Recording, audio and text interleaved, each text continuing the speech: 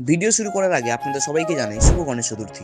আজ ধুমধাম করে গণেশ পুজো হচ্ছে। আমাদের গণেশ দাদার আজ জন্মদিন বলে কথা। মুম্বাই হোক বা হোক গুজরাট, গণেশ পুজোর জন্য আলাদাই রূপ নিয়েছে। কিন্তু কলকাতায় এত জনপ্রিয় না হলেও কলকাতা এখন আর পিছিয়ে নেই গণেশ পুজো। কারণ আমাদের কলকাতায় রয়েছে ভগবান শ্রী গণেশ মহারাজের মন্দির, সিদ্ধিবিনায়ক মন্দির। হ্যাঁ, ঠিকই শুনছেন, সেই মুম্বাইয়ের জাগ্রত ও ইচ্ছাপূরণ দাতা সিদ্ধিবিনায়ক গণেশ মন্দির। প্রায় প্রতিদিন অনেক ভক্তই আসেন, কিন্তু আজ গণেশ দাদার জন্মদিন, তাই কাল থেকে পুলিশ ঘেরাও রয়েছে। রাস্তায় বেছানো কার্পেট, মন্দিরের বাইরে থেকে ভেতরে নানান ফুল দিয়ে সুসজ্জিত। ভিড়ে ভিড়, ভক্তদের জন্য মন্দির সারাদিন খোলা। 27 তারিখ থেকে 31 তারিখ পর্যন্ত আছে অনুষ্ঠানের আয়োজন এবং সারাদিন মন্দির খোলা থাকছে। সাথে থাকছে ইমামির দায়িত্বে ভোগ প্রসাদ বিতরণ। হ্যাঁ, বিখ্যাত এই সিদ্ধিবিনায়ক গণেশ মন্দির আর কারণ না, ইমামির তৈরি। ইমামির ওনার 200 বছরের পুরনো রাজবাড়ি কেনেন 2015 সালে এবং 2020 সালে সব গুছিয়ে নতুন করে মন্দিরের পরিবর্তন করে ভক্তদের জন্য। সে গল্প নয় পরে শোনাবো। মন্দিরের পাশের এই দোকানটি লাগানো হয়েছে পার্কিং এরিয়া, বড় করে স্টল দেওয়া হয়েছে ভিড় এড়ানোর জন্য। পুজোর ডালা এখান থেকেই নিয়ে নিতে পারে, কোনো রকম পার্কিং এর ব্যবস্থা নেই। যাও আছে সেগুলো আলাদাই টাকা বলবে। মন্দিরে হাঁটার পথে গার্ডরা জুতো খুলে রাখার কিছু জায়গা বলবে, সেখানে খুলে রেখে দেবে কিছু সামান্য পয়সার বিনিময়। তারপর চলে আসুন প্রসাদ কিনে